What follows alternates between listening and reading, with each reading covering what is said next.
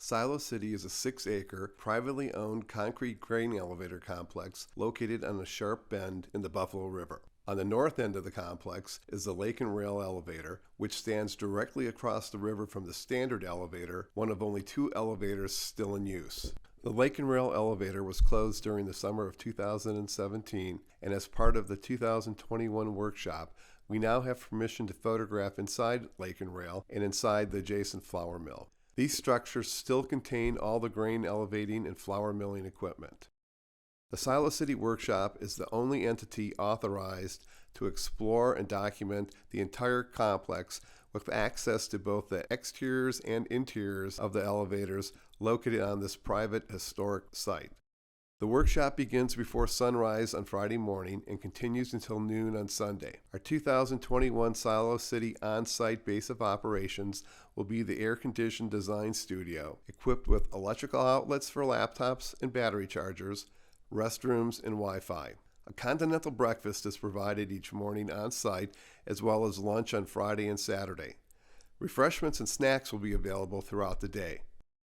To take full advantage of the vast array of photographic opportunities at Silo City, be prepared and physically able to do a good deal of climbing. Some of the buildings are 250 feet high. Silo City is so large and accessible that you won't have to go to the top of the elevators to make great images. Nor can you explore all of it in one workshop. Most first-time attendees tell me at the conclusion of the workshop that they only scratch the surface of photographic possibilities. Historically, the Erie Canal opened in 1825, facilitating shipments of grain between the Great Lakes and Buffalo. Once in Buffalo, the grain was either stored or transferred to canal boats that delivered to cities along the East Coast and to ships headed abroad. As a result, Buffalo became the largest transshipment center for grain in the world.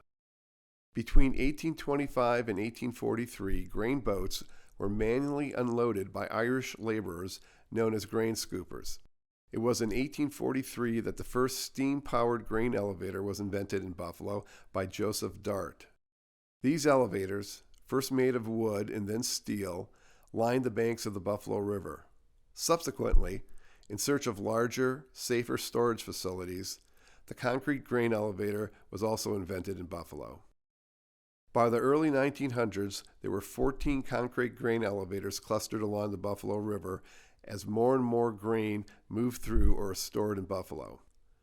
Once the expansion of the St. Lawrence Seaway was completed in 1959 by the U.S. and Canada, larger ocean-going ships could sail to ports in the Great Lakes, load up with grain, and then bypass Buffalo on their way home.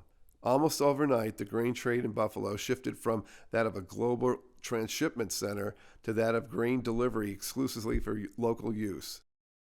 40 years later, by the year 2000, most of Buffalo's grain elevators had been shut down and abandoned.